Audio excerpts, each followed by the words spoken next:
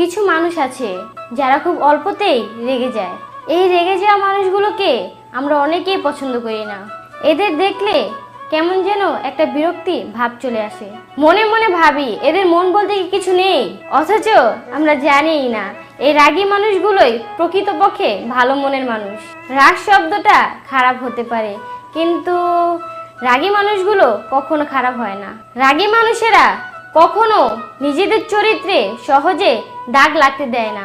এদের ব্যক্তিত্ব যতটা নিখুঁত ঠিক ততটাই প্রখর। এরা সহজেই হারতে শিখে নাই। রাগ সবসময় খারাপ অর্থ বহন করে না। মাঝে মাঝে রাগের মাধ্যমেও নিজের ব্যক্তিত্বকে তুলে ধরা যায়, তবে অকারণে রাগ করা কিংবা অল্পতেই রেগে যাওয়া খুবই খারাপ। এসব রাগের কোনো মূল্য নাই। এসব রাগ হলো এক ধরনের চেঁচামি। রাগী মানুষগুলো যা বলবে তোমার সামনেই বলবে, ভালো করলে ভালো বলবে আর খারাপ করলে খারাপ বলবে।